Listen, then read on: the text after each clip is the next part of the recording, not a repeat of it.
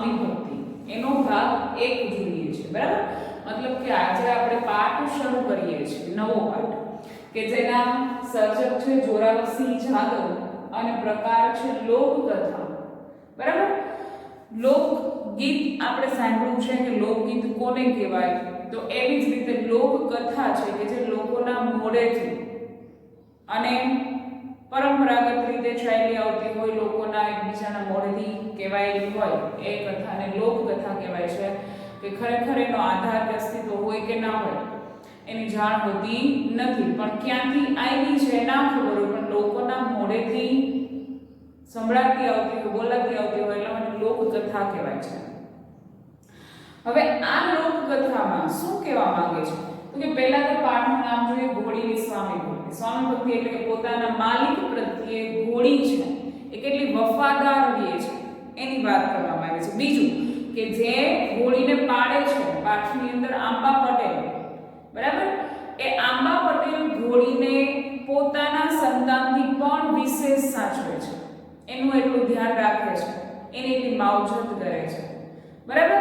એ અહીંયા બતાવેલું છે કે જ્યારે સમય આવે છે આંબા પટેલનો જીવ છે જોખમમાં મુકાયેલો હોય છે ત્યારે ઘોડી છે પોતાનો જીવ જોખમમાં મૂકી અને આંબા પટેલને નવું જીવનદાન આપે છે। એ ઘોડીની વફાદારી છે, એ અહીંયા બતાવેલું છે આ પાઠની અંદર। તો પહેલા જોઈએ છે આપણે સર્જકનો પરિચય। જોરાવરસિંહ દાનુભા જાદવ, પૂરું નામ અંડરલાઈન કરજો, આપણે પૂછાય છે। ધંધુકા તાલુકાના આકરુ ગામના વતની છે। સહકારી સંસ્થામાંથી અધિકારી તરીકે નિવૃત્ત થઈ અમદાવાદમાં રહે છે। તેમણે લોક સાહિત્યમાં વિવિધ સ્વરૂપોમાં કાર્ય કરેલું છે, સંપાદન કરેલું છે। સંપાદન એટલે શું, મેં તમને પહેલા કીધું, કદાચ ને એકાદા ચેપ્ટરમાં વાત થઈ હોય અથવા તો ના થઈ હોય તો સંપાદન એટલે કે જ્યાં ત્યાંથી કંઈ પણ વસ્તુ સારી લાગે છે બુક્સમાંથી, સાહિત્યમાંથી, એને ભેગું કરવું અને એક નવો જ ટોપિકની રચના કરવી, એક નવું સાહિત્ય રચવું, એને સંપાદન કર્યું કહેવાય। ગાંધીજીના વિચારો થોડા ઘણા સારા છે, આપણને સારા લાગ્યા ત્યાંથી લઈ લીધા। સરદાર વલ્લભભાઈની કોઈ પણ બુક છે એમાંથી કોઈ પણ વિચારો સારા લાગ્યા આપણે લઈ લીધા અને એ બધા વિચારો લઈ અને આપણે આપણી બુકમાં ઉમેરીએ છીએ, એને સંપાદન કરેલું કહેવાય છે, બરાબર। મરદ કસુંબલ રંગ ચડે આપણા કસબીઓ મરદાઈ માથા સાટે અને લોક જીવનના મોતી, લોક સંસ્કૃતિમાં પશુઓ એમના લોકકળા અને લોક જીવનને સ્પર્શતા ગ્રંથો છે। વિચરતી જાતિની લોકકળાઓને તેમણે વાચા આપી છે। વિચરતી જાતિ એટલે કે રખડતું ભટકતું જીવન વિતાવતી જે જાતિ છે એ જાતિની જે કળા છે, સંસ્કૃતિ છે, એનું વર્ણન કરેલું છે। તેમને વિવિધ પુરસ્કારો પણ મળેલા છે। આ લોકકથામાં આંબા પટેલનો અશ્વશોક અને અશ્વ પ્રત્યેના સંતાન જેવા વાત્સલ્યનું આલેખન થયું છે। સાથે સાથે જાતવાન ઘોડીની વફાદારી અને સ્વામી ભક્તિ પણ નિરૂપાય છે। સૌરાષ્ટ્રની તળપદી બોલીનું જોમ અને માધુર્ય, પ્રેમભર્યું જીવન પણ આ લોકકથામાં સજીવ થઈ ઉઠ્યું છે। જો ઘણા શબ્દો એવા આવશે કે જેના અર્થ છે એ આપણે પૂછાય છે, કેમ કે તળપદી ભાષામાં પાઠ લખાયેલો છે એટલા માટે, એટલે એ શબ્દોની નીચે અંડરલાઈન કરતા જાજો, સાથે ટેક્સ્ટ બુક ખુલ્લી રાખજો એટલે પાઠની અંદર આવતા શબ્દો છે ધ્યાનમાં આવે તો ટાઈમે આવડી જાય। માનવ અને પ્રાણીની પરસ્પરની પ્રીતિને પણ આ કથા આકર્ષક ઉઠાવ આપે છે। આપણે જોઈએ કે પશુ પ્રત્યેનો પ્રેમ માણસ પહેલેથી જ એની સાથેનો સંબંધ જાળવી રાખેલો છે, બે એકબીજાને વફાદાર રહીએ છે। પછી કોઈ પણ પશુ હોય, બરાબર, માણસ જો એને એવી રીતે સાચવે છે તો સામે પશુ પણ એ જ રીતે માણસ પ્રત્યે વફાદાર થઈને રહે છે, બરાબર। ચાલો હવે ધીમે ધીમે આપણે પાઠ જોતા જઈએ છીએ અને સાથે પેન્સિલ રાખજો ખુલ્લી બુક્સની અંદર લખવા માટે કે જ્યાં એવા શબ્દો આવે ત્યાં આપણે અંડરલાઈન કરતા જઈએ અને એનો અર્થ લખતા જઈએ। ચાલો, 50 વર્ષ મૌર્યની આ વાત છે। મૌર્ય એટલે કે પહેલા, 50 વર્ષ પહેલાની આ વાત છે। લોકકથા છે એટલા માટે કીધું છે એ વખતે ગોહિલવાડ, હવે ગોહિલવાડ કઈ સાઈડને કહેવાય કે ભાવનગર સાઈડનો વિસ્તાર છે એને ગોહિલવાડ કહેવાય છે, ની ધરતી માથે આવેલા વાવડી ગામના આંબા વાછાણી, વાછાણી એટલે કે પટેલ નું ખોરડું, ખોરડું એટલે ઘર મલક આખામાં જાણીતું, મલક એટલે કે પ્રદેશમાં એનું ઘર છે એ ગામમાં જાણીતું હતું.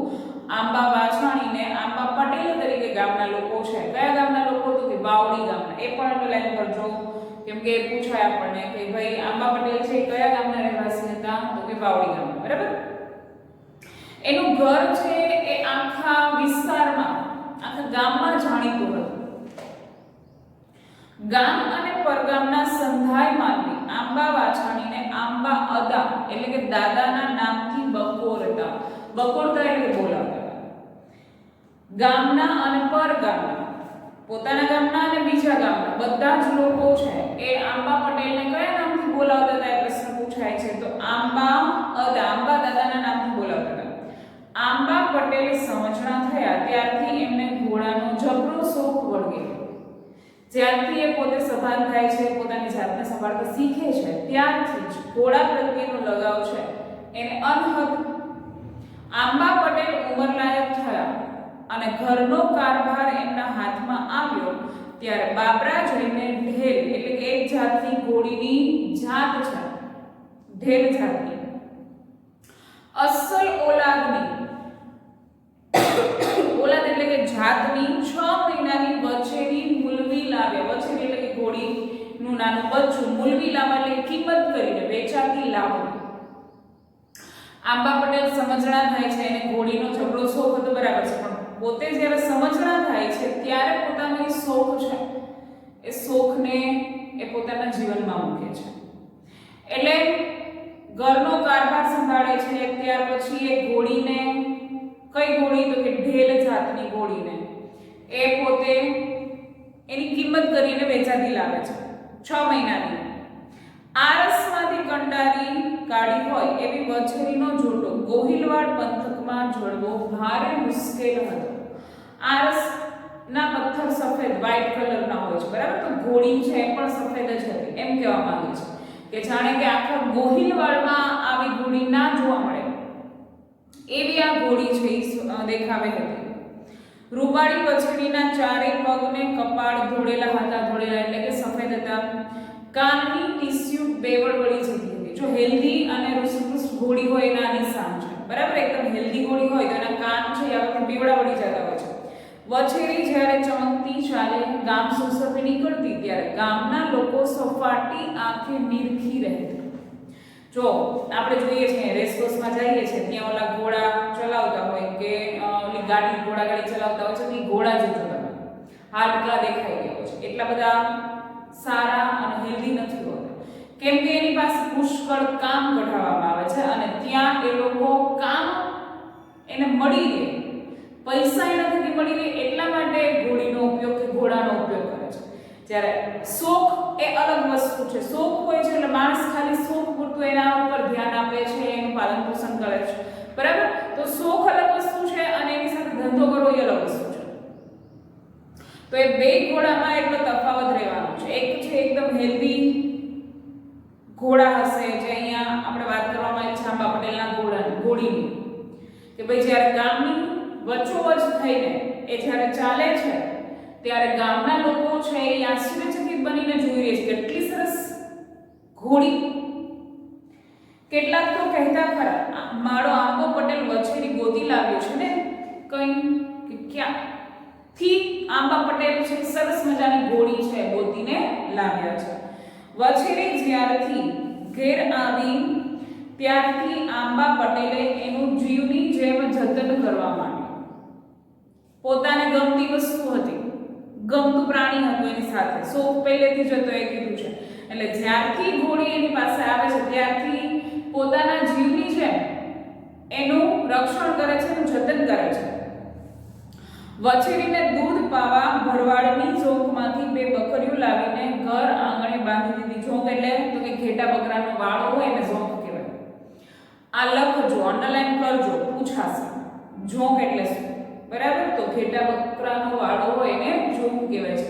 હવે ઘોડીને દૂધ પાવા માટે બે બકરી છે એ બકરી લાવી અને ઘરના આંગણે બાંધી દે છે. શું કામ? એટલે કે એનું દૂધ છે એ ઘોડીને મળતું રહે એટલા માટે. ને સાંજ સવારે બે બકરીઓ દોઈને એનું દૂધ પાવા માંડ્યું.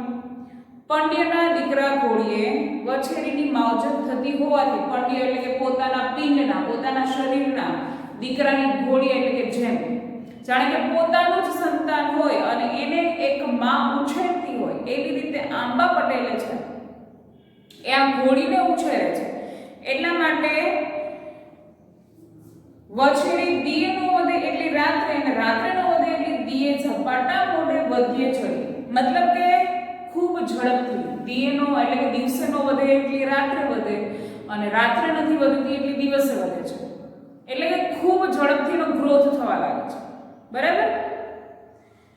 બીજું વર્ષ બેઠું ત્યાં તો વછેરીએ ચડવ થઈ જાય એટલું કાઠું કાઠું ચડાઈ થઈ જાય એટલે એની પર બેસી શકાય એટલી મોટી થઈ જાય છે. 2 વર્ષ 6 મહિનાની હતી ત્યારે લાવે છે. બરાબર. એ ઘોડી છે એ 6 મહિના પછી 2 વર્ષની થઈ જાય છે ત્યાં તો એની ઉપર બેસી શકાય એટલું કાઠું કાઢી જાય છે. બરાબર. ત્રીજા વર્ષે વછેરી ચડવ થઈ ગઈ. આંબા પટેલ ખાતે ખાતે એટલે કે ટાઈમે એને રેવાડ શીખવે. રેવાડ એટલે શું? તો કે ઘોડી ઉછળે નહીં છતાં વેગવાળી ચાલે એને રેવાડ કહેવાય. એને શીખવવી પડે છે.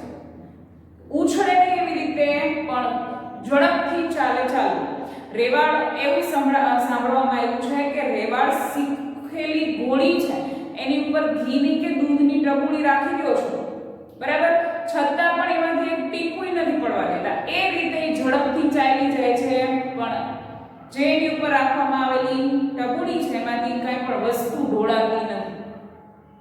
એ ચાલને શીખવવી પડે છે. એને રેવાડ કહેવાય છે. બરાબર.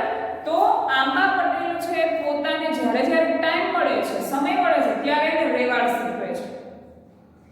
અસલ ઓલાદની વછેરી તો માના કોઠામાંથી જ સંધુય શીખીને અવતરતી હોય છે. સારી જાતની, આગળ કીધું ને કે ઢેલ જાતની ઘોડી લાવ્યા છે, તો અસલ જાતની જે ઘોડી હોય છે એ માના પેટમાંથી જ બધું શીખીને આવી હોય છે કે એને બધું શીખવાડવું પડતું હોતું નથી. રેવાડ તો બસ એના બાપની જ. જો ઢેલ ઘોડી છે એ લાવ્યા હતા ઢેલ જાતની ઘોડીને, તો એ ઘોડી છે રેવાડ શીખીને જાય એને રેવાડ આવડતું હતું. તો આ ઘોડી છે રેવાડ એટલી સરસ રીતે રેવાડથી ચાલતી હતી. માથે બેઠેલો સવાર હાથમાં દૂધની ડબુડી લઈને મોટી રેવાડમાં 5 ગૌની ભો વહ્યો જાય. ભો એટલે કે જમીન, વહ્યું જાવ એટલે કે ચાલી જાવ, તો પણ દૂધનું ટીપું હેઠું ન પડવા દે. બરાબર. એની પર બેઠેલો વ્યક્તિ એના હાથમાં દૂધ ભરેલો કરસો હોય તો પણ જે રીતની ઘોડી ચાલી જાય છે રેવાડ શીખેલી, એ બેઠેલા વ્યક્તિના હાથમાંથી ટીપું પણ દૂધ ના પડવા દે એ અસલ જાતની રેવાડ શીખેલી ઘોડી હોય. એક દિવસ આંબા પટેલના મામાએ માણસ મોકલીને સંદેવો કહેવડાવ્યો. સંદેવો એટલે કે સંદેશો. આંબા પટેલના મામા છે એ આંબા પટેલને એક સંદેશો મોકલાવે છે. ભાણેજને માલુમ થાય કે જે કામ કરતા હોય એ પડતા મૂકીને મણાર આવીને રોટલા સિરાવો છો. મણાર એટલે એના મામાનું ગામ છે. રોટલા સિરાવો એટલે કે સાથે જમશો એમ કહે છે. બરાબર. શું કહે છે કે ભાણેજને એટલે કે આંબા પટેલને જાણ થાય કે જે કંઈ કામ કરે છે બધું ત્યાં પડતું મૂકી અને અત્યારે ને અત્યારે મામાના ઘરે આવે સાથે જમશું એવું કેવડાવે છે. મામાનો સંદેહો સાંભળીને આંબા પટેલને સારા મોડા ઓહાણ આવવા માંડે. ઓહાણ એટલે કે વિચાર. સારા મોડા એટલે સારા અને ખરાબ. કે કેમ મામાએ ઝડપથી બોલાવ્યા હશે, કંઈ થયું હશે. જો ત્યારે ફોન નહોતા, આવી રીતે સંદેશો મોકલાવીને જ કામ છે એ પતાવવાના રહેતા હતા. એટલે આંબા પટેલને એવા વિચારો, સારા અને ખરાબ વિચારો આવવા લાગે છે. શું થયું હશે, કેમ તાત્કાલિક એને બોલાવવામાં આવ્યો. કોઈ દી નહીં મામાએ આજ આવા વાવડ કેમ કહેવડાવ્યા. વાવડ એટલે સમાચાર. મામા આટલી ઝડપથી કોઈ દિવસ આવા સમાચાર નથી મોકલાવતા, તો આજે કેમ મામાએ આવા સમાચાર મોકલા. નક્કી કઈ નવા જૂની થઈ હશે, નકર મામા કામ પડતું મૂકીને આવવાના સમાચાર મોકલે નહીં. નક્કી કંઈક થયું હશે એમ કહે છે કે કંઈક એવી જરૂર પડી હશે કે જેના હિસાબે મામા છે એ મને અત્યારે ફટાફટ ત્યાં બોલાવે છે. આંબા પટેલે આવનાર માણસને ફેરવીને એકની એક વાત અનેક વાર પૂછવી જોઈએ. જે વ્યક્તિ સંદેશો લઈને આવે છે એ વ્યક્તિને વારંવાર એકને એક વાત પૂછે છે કે શું થયું છે, તો એ વાતના તાગ ઉપરથી અંબા પટેલ વાત જાણી શકે કે સારા સમાચાર છે કે ખરાબ સમાચાર છે. પણ આગંતુકે પેટનો દીધું, આગંતુક એટલે કે આવનાર વ્યક્તિ જે સમાચાર લઈને આવે છે એ વ્યક્તિ એ વાત શું છે એ વાત કહી શકતા નથી. પેટનો દીધું એટલે કે વાત ન હોય. આવનાર વ્યક્તિ છે એ આંબા પટેલનો શું સમાચાર છે એની કાંઈ જ જાણ છે એ થવા દેતા નથી, કેમ કે એને નહીં ખબર એટલા માટે. બરાબર, આજનો પાઠ અહીંયા સુધીનો રાખીએ છીએ. બાકીનો ભાગ છે એ આવતા